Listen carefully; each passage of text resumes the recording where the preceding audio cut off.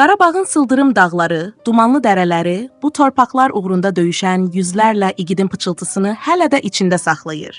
Onlardan biri də Qərbi Azərbaycandan olan Rafiq İsmailov idi. Susqun, amma inadcıl bir əskər.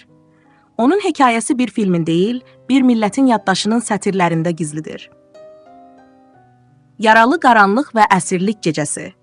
Qızğın döyüşlərin birində ağır yaralanmış Rafiq gözlərini açanda özü artıq düşmənin əlində əsir olduğunu anladı. Qanla bulanmış torpaqda yox, tikanlı məftillərlə əhatə olunmuş bir barakda idi. Ətrafında nalə səsləri, qışqırıqlar, yanan bədənlərin iynə qarışan qorxu vardı.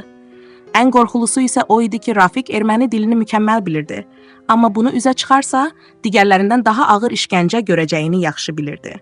O sustu, danışan gözləri oldu.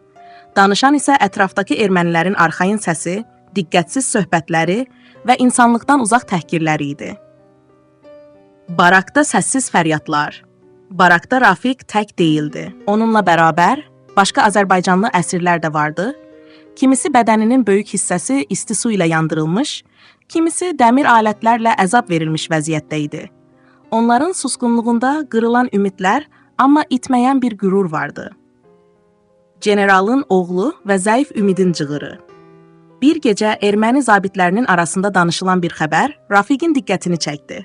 Bir generalın oğlu talan zamanı itib və onun yerini müəyyənləşdirəcək hərbi məlumat axtarılırdı. Elə həmin oğlanı Rafiq bir döyüşdə dostu ilə birlikdə zərərsizləşdirmişdi. Bu məlumat onun ya yaşamaq üçün yeganə şansı, ya da dərhal öldürülməsinin səbəbi ola bilərdi. Rafiq risk etdi. Mən onun yerini bilirəm, dedi. Riskli səfər və yalanın içində gerçək. Düşmən onu bir komandir maşınına mindirib yola saldı. Lakin yolda açıq şəkildə xəbərdarlıq etdilər. Əgər bizə yalan deyirsənsə, öləcəksən. Rafiq isə bilirdi ki, birazdan yalan ortaya çıxacaq. O, iki erməni əskərin evləri axtarmaq üçün avtomobildən düşməsini fürsət bildi. Üzərindəki açarı fırlatdı və Niva maşını sürətlə Azərbaycan tərəfə istiqamət götürdü. Qaçış və xəyanət. O artıq sərhəddən keçmək üzrə idi.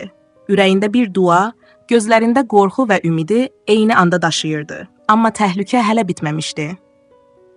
Yapon adlı bir erməniyə işləyən Azərbaycanlı xain onun geri qaytarılmasını tələb etdi. Rafiq razı olmadı. Bu zaman avtomobilə atəş açıldı və artıq yaralı olan qəhrəman bir də qolundan ağır yara aldı. Yenidən ölüm və həyat arasında qalarkən, onu təhlükəsiz bölgəyə çatdıran Azərbaycanlı əskərlər dərhal tibbi yardım göstərdilər.